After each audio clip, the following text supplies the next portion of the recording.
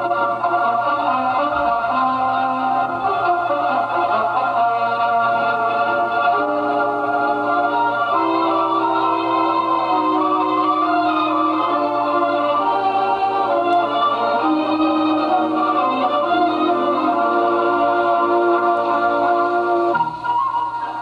is the story of a young fellow who learned to fly and won his wings. Flying is my business, and like probably every other father with a son, I want my boy to be interested in my favorite activity. I'm lucky. The pilot here is my son, Wally. I'm Art Moore. When school permits, Wally often flies with me. He's a pretty good pilot, in the air, that is. Well, it's my turn now. When we get in, Wally's going to introduce me to a special kind of flying that he has discovered. Tower from Comanche, 15 Papa, on downwind leg, landing instructions, please. Comanche, 15 Papa, cleared, number 1 to land, runway 27.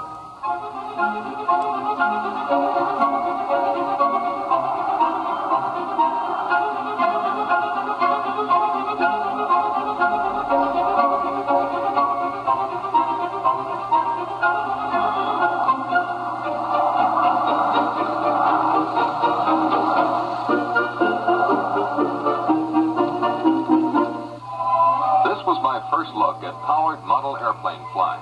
Frankly, I had no idea that these ready-to-fly powered models were so accurately scaled and detailed. Wally explained that these experts practice flying every chance they get, and the way they flew, I could believe it. They were getting a P-40 ready. 2 P-40s. Experts, well, I think so, flying 2 planes at once.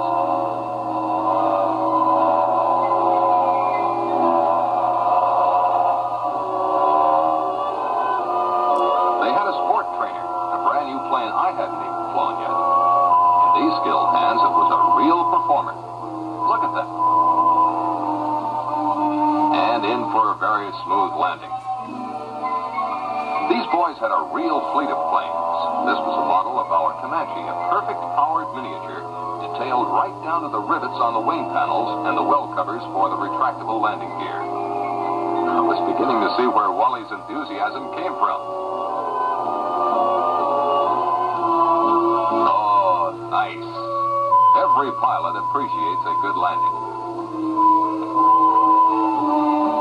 Wally said this miniature biplane was one of the best stunt flyers on short lines. Some fellows even fly it in their backyard. Powered model flying is a fast-growing sport. More and more progressive cities are providing flight areas. The next weekend was clear and sunny, so we drove out to watch the flying at the local model airport. To tell the truth, I was sharing Wally's excitement.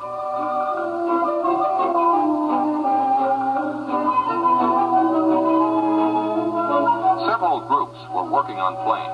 The crowd of spectators indicated a growing public interest in these fascinating little planes.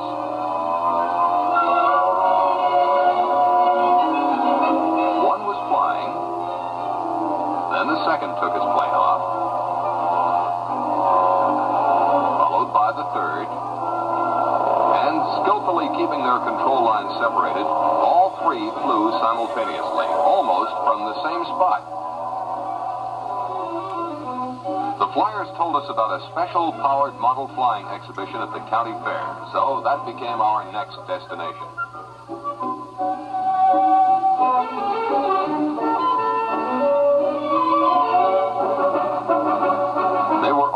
Flying when we found the Flight Circle. A scale replica of an antique biplane was in the air, and its circling guided us through the crowds. Wally hurried me to the stands. Next, they demonstrated their skill in flying the big Comanche in the small enclosure. Wally was too excited to sit. The dogfight followed, 2 planes trailing streamers, each pilot maneuvering his plane to cut the ribbons of his competitor.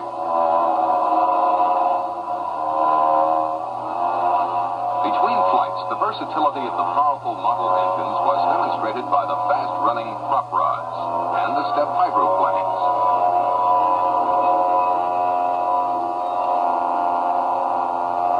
show was climaxed by the expert we had watched practicing. Only this time, he flew 3 P-40, one with each hand, the third from control lines held in his teeth. It was an exciting, crowd-pleasing finale. After the regular show, they invited someone from the audience to try flying a powered model. Wally's waving arms couldn't be missed. The flyers welcomed Wally in the circle and introduced themselves. They were 3 very friendly young fellows. Before they could do much talking about flying, the wings they wore caught Wally's eye. These junior pilot wings are awarded to successful powered model flyers. Wally can win his wings here and now, they tell him. He gets the word, and away she goes. Up, around, he's on his own. Looks like he's got it made. Go on, Wally. Fly that plane. Steady. Uh-oh. No harm was done, but Wally's hopes sure were shattered. A hobby shop is a highly important part of every community. We were there to take the big step into the air. Look at those handcrafted models. Jack Demers, the manager, was waiting on neighbors. He has addressed our business club. A hobby shop is a vital center of craftsmanship for young and old. Name the skill, and you'll probably find some way of enjoying it here. Well, Jack's free now. He's a warm, friendly man. I introduced my young fellow, and at the mention of powered model planes, Jack's enthusiasm matched ours. I had no idea there were so many ready-to-fly models, from primary trainers to modern jets. To help Wally understand this sport, Jack demonstrated how the elevator was operated by the control lines held by the flyer on the ground.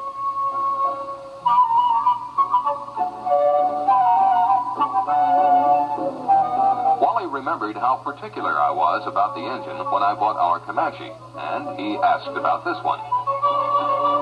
These little power plants are Jack's great interest, it would seem. He showed us the wide range of stock engines.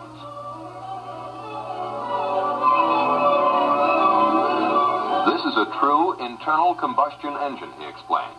And while normal engines turn up to 2,000 or 3,000 RPM, this one runs around 20,000 revolutions a minute.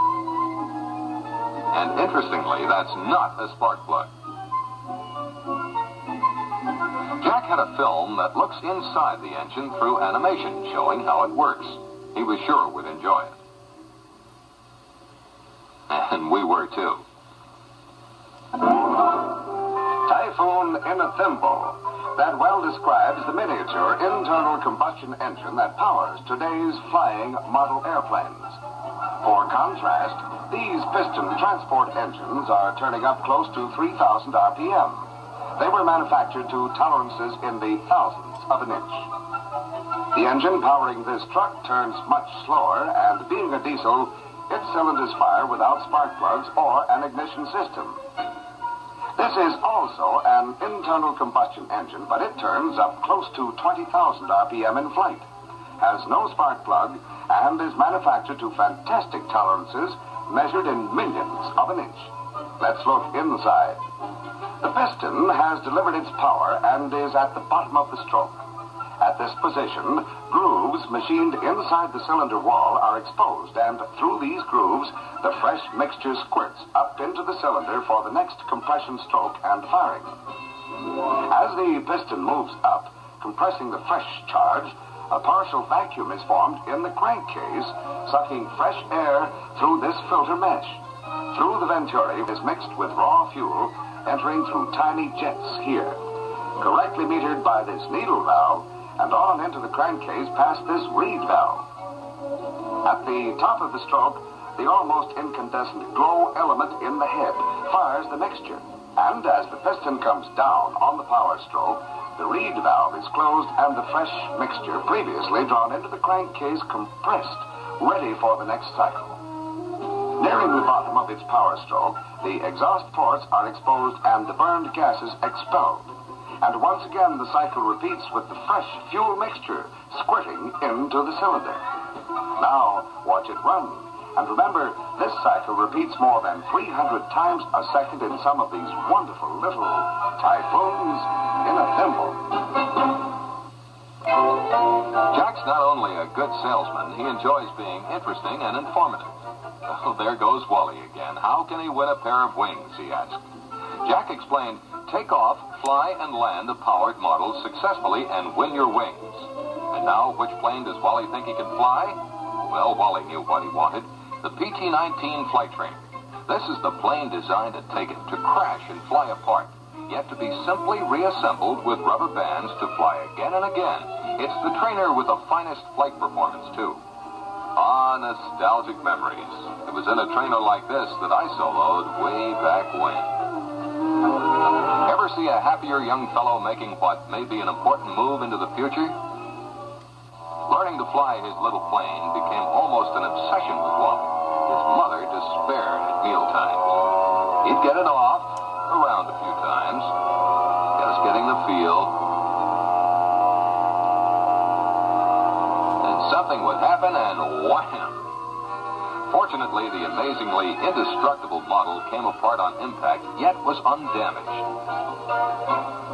Neighborly help and some rubber bands, and it was back in the air again.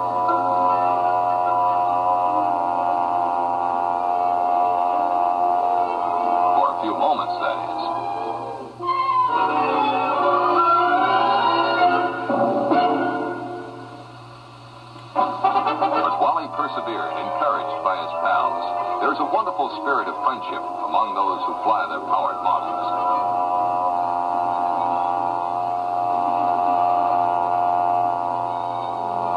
Wally's patience, born of his positive love for this sport, finally paid off. Most of the time, his flights now ended with a good landing, the plane in one piece and ready for the next flight. The next move was mine. At the hobby shop, I signed Wally's application for his wings. I'd ordered the Comanche as a special surprise. Jack countersigned and asked if he might pin on Wally's wings when they came.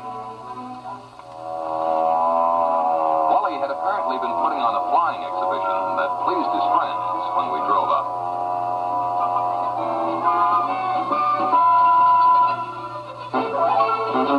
I called him over, and the gang came along, eager to participate in the ceremony they'd all been waiting for.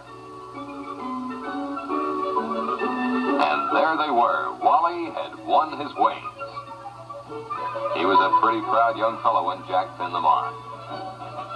Until I saw his face light up, I'd almost been afraid my gift Comanche was capping the climax. It almost was the climax. In this world of spectators, it's sometimes pretty good to see a group of doers. And here's a bunch I'll bet the future on. I'm both glad and proud that my son is taking an enthusiastic part in this interesting and tremendously instructive man-building sport.